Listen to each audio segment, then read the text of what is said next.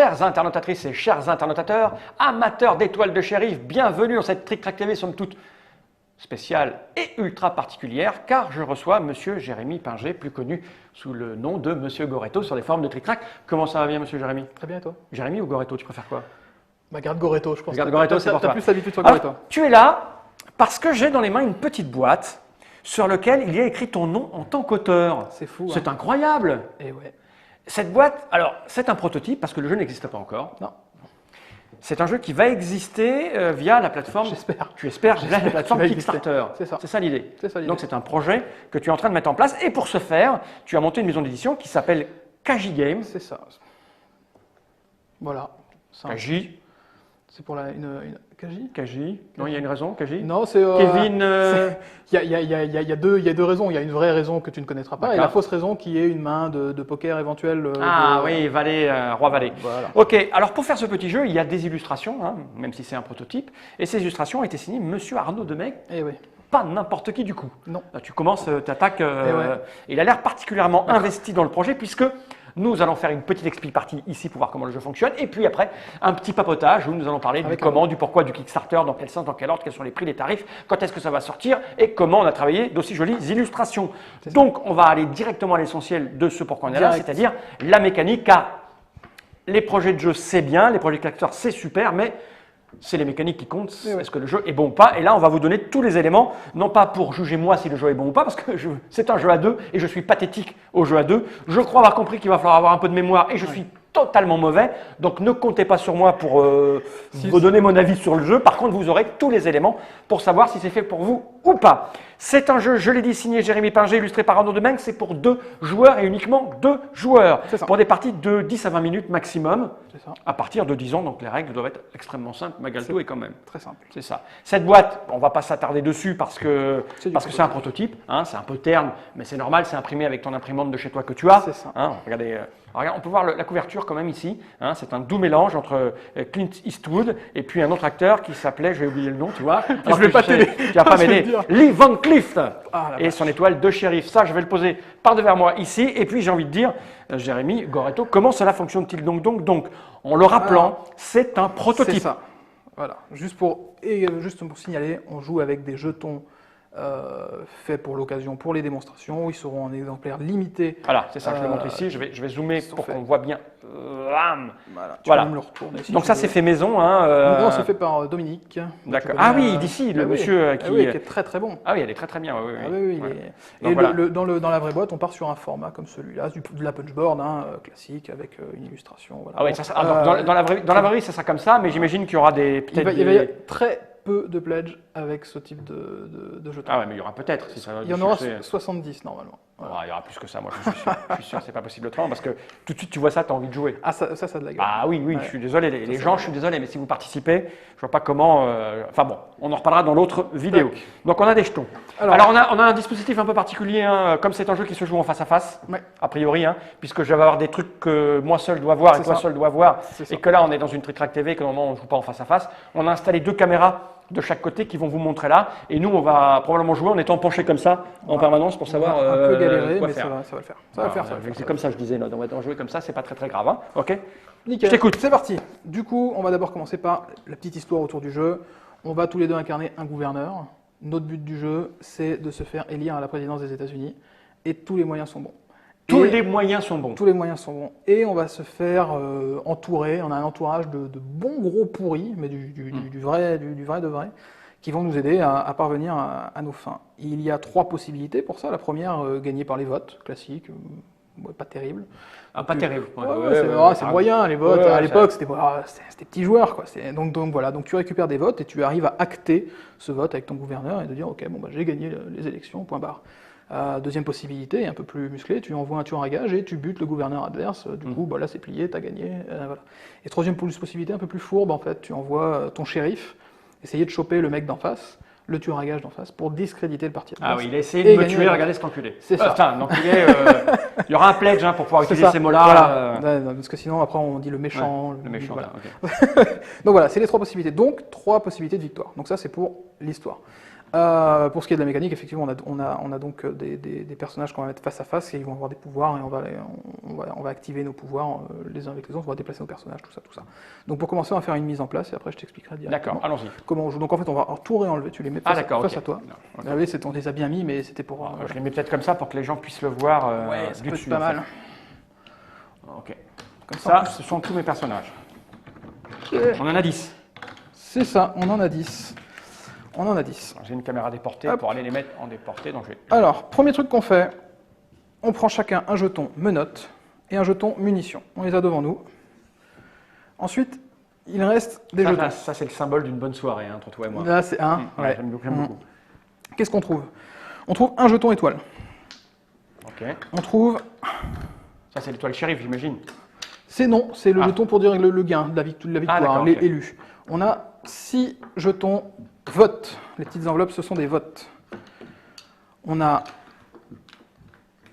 une paire de menottes supplémentaires, une munition supplémentaire et 4 croix rouges qui ne représentent rien en fait. La croix rouge, c'est rien. Donc là, quel univers impitoyable. Ok. On prend tout ça. Voilà, comme ça, tu connais la répartition des jetons, tu sais ce qu'on trouve, tu sais à quoi t'attendre. Oh, oui. Voilà, début de mémoire. Déjà, j'essaie de te soudoyer en mettant mon oreille contre... Ouais, c'était bien. Donc, tu mélanges. C'était très bien. Et, tac, tac, tac. Voilà. On en prend 8. Et on fait une ligne au centre. Ouais, au centre, on a dit. Vas-y, je te laisse les placer. Je suis maniaque, mais t'es plus maniaque que moi. Voilà, là, je suis aussi. Et avec le reste, on fait un petit tas, qui a une réserve ouverte. Hein. Il n'y a pas d'ordre. Voilà, c'est pour ça qu'on peut même le dépiler. Voilà. Ensuite, on a 10 personnages. Première chose qu'on doit faire, c'est amener 2 de nos personnages au saloon. Le saloon, c'est 2 personnages qu'on va donner face visible constamment au jeu. Donc on va pouvoir les interchanger pendant la partie, mais dès le départ. Moi, je conseille, au départ, quand on ne connaît pas le jeu, c'est de mettre donc la meneuse de revue. Ah bah oui, au saloon. Elle est où? Je l'ai là. Alors la meneuse de revue, c'est elle. Hop, on la met là-bas. Et le pasteur, parce que le pasteur va tellement bien avec la meneuse de revue et au saloon, c'est trop classe. Mais il me rappelle quelqu'un, le pasteur. Ah ouais. Donc ces 2 personnages-là. C'est ça. Donc ça, je les prends et je les mets... Tu les mets, voilà, face visible. Bon, c'est un conseil. Le fait, le truc, c'est que moi, je les vois. C'est que toi, on voit chacun l'un de l'autre. Première règle, il est interdit d'amener le gouverneur au saloon. Peu importe le camp. Donc le gouverneur, c'est lui. J'imagine, parce qu'il a une bonne tête de gouverneur, lui. Et bien du coup, lui, il est de toute façon interdit de l'amener au saloon. Donc au départ, tu ne peux pas y mettre, et pendant la partie, tu ne pourras pas l'envoyer. Voilà.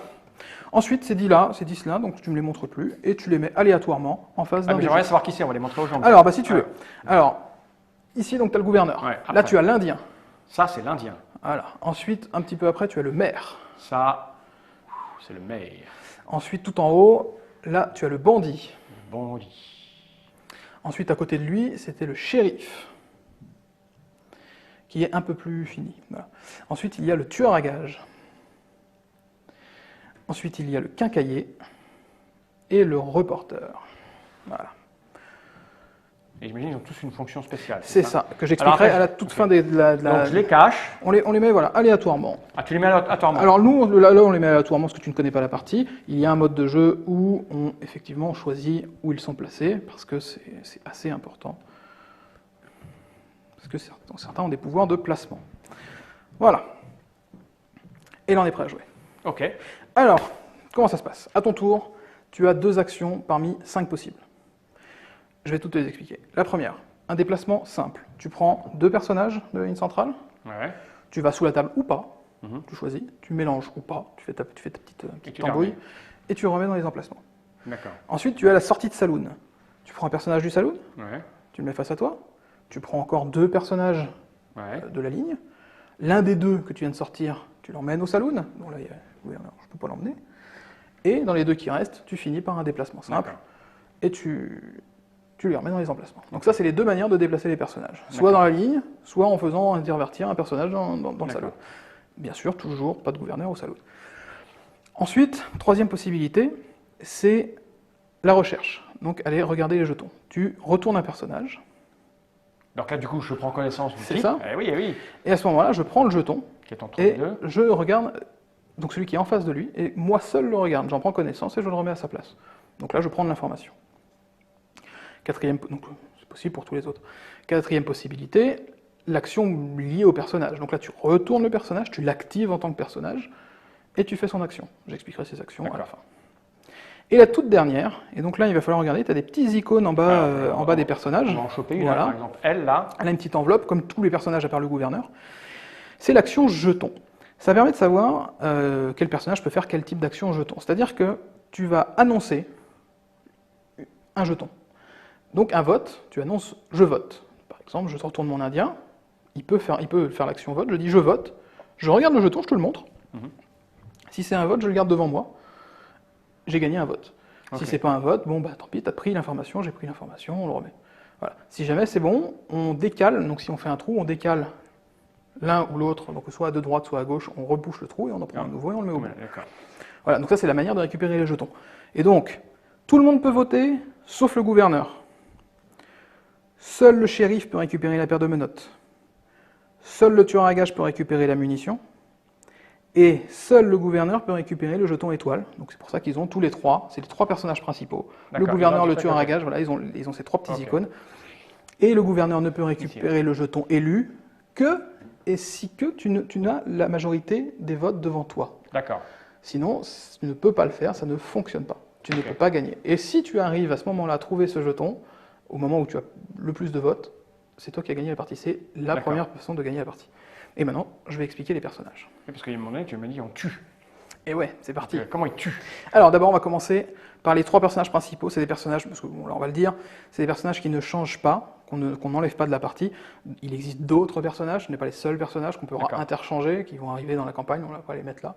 Et donc forcément, c'est le truc de base pour découvrir. Voilà, les setups changent ensuite, donc, mais il y a trois personnages qui sont joués constamment. Il y a le gouverneur, le shérif et le tueur à gages, qui sont les trois rôles obligatoires. Donc le gouverneur. Lui, c'est simple, son but c'est d'attendre que les votes montent et de ne pas trop se faire voir, de ne pas éviter de se faire buter et de réussir à acter le vote en trouvant l'étoile. C'est tout. Le shérif, moi je vais me le sortir, je pourrais les rechanger. Le shérif, lui, il est un peu spécial, si tu peux le montrer. Il a deux petites flèches légèrement dessinées. Voilà. En fait, c'est qu'il a un pouvoir de position. Si il est placé à la droite ou à la gauche du gouverneur et qu'il possède toujours sa paire de menottes devant toi. Alors, de quel gouverneur? Le tien. Le mien, du gouverneur adverse. Non, c'est du coup... ah d'accord, c'est mon gouverneur. C'est ça, il faut qu'il soit à côté de ton gouverneur. D'accord. À ce moment-là, si jamais on tente d'assassiner ton gouverneur, alors il arrête donc il y a un pouvoir de positionnement et ça stoppe la tentative d'assassinat. Donc ça, c'est un des moyens gagnés en prévention, si tu veux. D'accord, ok. Après, deuxième possibilité, il peut rechercher, avec les informations que tu vas avoir, il va pouvoir rechercher le tueur à gages et tenter des arrestations. Il peut aussi bien arrêter le bandit que le tueur à gages. S'il arrive à arrêter le tueur à gages, la partie est gagnée. On a discrédité la partie adverse, tout ça. Si jamais tu arrêtes le bandit en fait est juste mis sur place, on le met face visible, donc on le place comme ça, avec la paire de menottes, parce qu'on utilise à chaque fois qu'on fait une tentative d'arrestation, de toute façon on dépense un jeton menotte. D'accord. Dans ces cas-là, on peut plus donc. On peut plus. Et donc du coup, le pouvoir de placement, si tu n'as pas de paire de menottes, il ne fonctionne pas. Donc il est puissant, mais si jamais tu l'as déjà utilisé, donc après on place le jeton et il reste là jusqu'à ce qu'il... Pour l'instant, il est arrêté. Voilà. Il pourra être sauvé par le pasteur qui viendra l'absoudre. Donc ça, c'était le shérif. Troisième personnage, le tueur à gages. Lui, le tueur à gages, c'est simple. On va éviter de se faire arrêter par le shérif et on va essayer de trouver le gouverneur pour le buter. C'est pareil, il a une munition, une seule, donc un tir de base. Et donc il va falloir tirer correctement. Si jamais tu tires sur un personnage qui n'est pas le gouverneur, il ne se passe rien, tu rates juste ton tir, tu ne tues pas le personnage adverse. Par contre, si tu arrives à tuer le gouverneur et qu'il n'est pas protégé par le shérif, tu as gagné la partie. Donc c'est la fameuse troisième méthode pour gagner. Il peut aussi voter, mais bon, c'est pas forcément le personnage. Que tu vas retourner pour montrer où il est. Donc ça, c'est le pouvoir du tueur à gages. Maintenant, l'Indien. Voilà, là, on va chercher de l'information. Lui, c'est simple, on le retourne et on regarde le personnage d'en face. Donc en gros, je te le montre et je regarde le tien. Comme ça, je sais qui est. Donc c'est un guetteur, j'ai plus le nom, ça m'embête, c'est pas grave. Oui, les Indiens, ils partent en éclaireur. Éclaireur, voilà. C'est ça que tu cherchais? C'était ça. Moi, je cherchais... Mais toi, t'es fort. Et donc, du coup, voilà, donc lui, c'est ce qu'il fait. Ensuite, on a un personnage qui reste un peu dans la même veine, c'est le reporter. Le reporter, lui, Tu annonces le personnage en face. On n'a pas le droit d'annoncer le gouverneur, ça c'est pas très classe.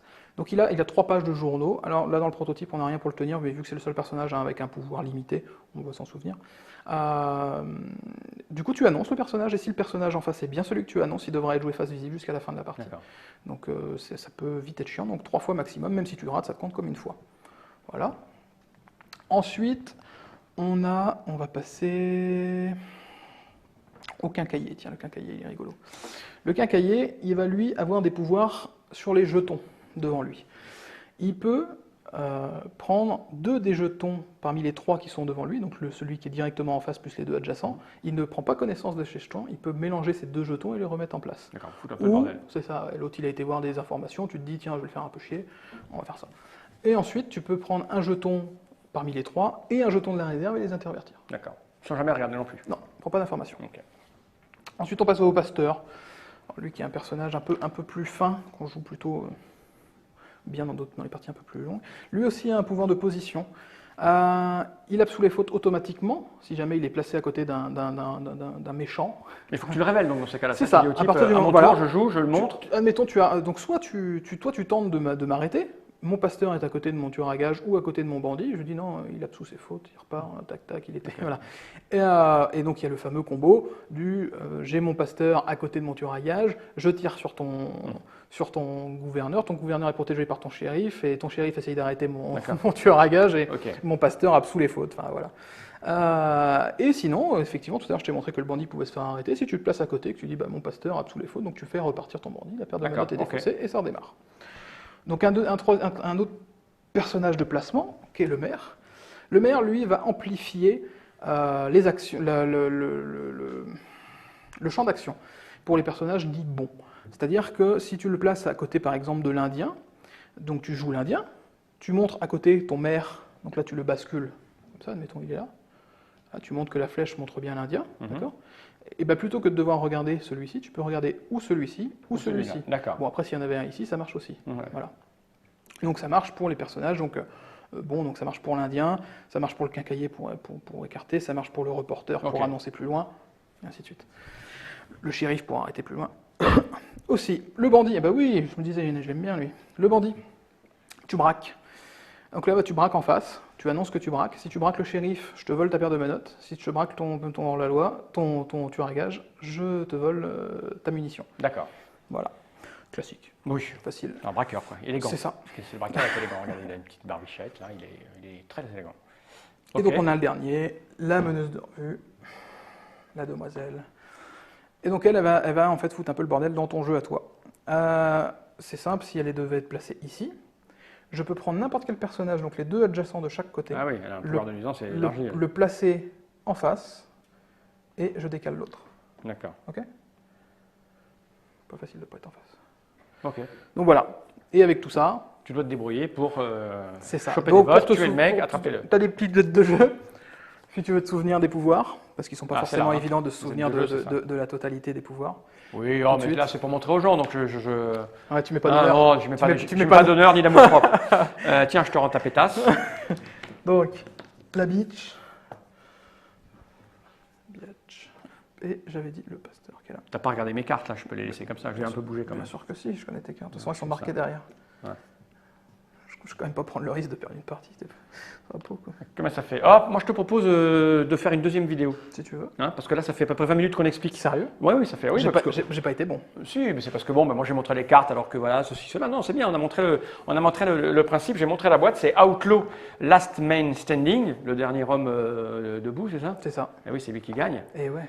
On a compris que c'était un jeu pour 2, ça c'est évident, que c'est un jeu qui va faire appel à de la mémoire, à de la tactique, c'est plutôt tactique que stratégique, et à de la combo. C'est ça. Et là, au niveau combo, moi j'ai jamais joué, je pense que je vais me le faire bien mettre profond. Je sens que les menottes, elles sont pour ma pomme, et que ça c'est pour mes fesses. Ça je vois bien. Ouais, tu le vois bien dans mes fesses, celui-là. Vite fait, pour les gens qui ne regardent que l'explication, parce que ça arrive, c'est prévu pour quand ton Kickstarter? On tente février. Février 2016. C'est ça. Ça, c'est le moment où tu vas lancer le projet. C'est ça. Et pour une production, une livraison de quand? Derrière, juste, en fait, là, tout est prêt, il n'y a plus qu'à appuyer sur le bouton, avoir les sous pour financer, c'est ça? C'est ça. Maintenant, c'est les illustrations. Les illustrations, comme on le voit, elles sont en cours, parce que ça ne va pas finir en noir et blanc. Ah, c'est pas en noir et blanc, oui, on dit c'est un proto. C'est en couleur. Donc une fois que les illustrations sont terminées... donc le jeu arrive quand? Juin, juillet, août? Ouais, c'est ça. En fait, on n'a pas les slots de production, c'est produit en Pologne. Ouais, d'accord, donc fin de l'année 2016, mais avant la fin de l'année 2016. Oui, ça va assez vite. Surtout que ça ne sera pas un tirage de folie, on se doute bien. Et il y aura en boutique? Ou c'est que KS? De base, non. Au départ, on part que sur KS. Après, si ça marche suffisamment bien pour qu'on fasse un petit tirage et qu'on trouve quelqu'un qui nous distribue, pourquoi pas. Et l'idée de base derrière, du prix? On part entre 13 et 15 euros. Ah, 15 euros? Ouais. Oh oui, 15 euros, oui. Bah, sans les jetons. Ah ouais, non. C'est 15 euros avec ça marche pareil. Donc donc il y aura 44 cartes, donc il y a quand même de quoi faire il y a d'autres personnages pas mal et tout. C'est exactement les mêmes stands, c'est-à-dire que c'est vraiment ce matériel-là, c'est vraiment ce format de boîte. D'accord. Voilà. Ok, bon, on reparle de tout ça dans une petite vidéo qu'on consacrera entièrement au projet KS. Là, on a vu l'idée globale du jeu et maintenant on va tenter, je dis bien tenter, en tout cas en ce qui me concerne, de jouer. Ça te fait un plaisir de m'humilier. On va regarder cette caméra droit dans l'objectif et dire tous ensemble, enfin toi et moi, Generate.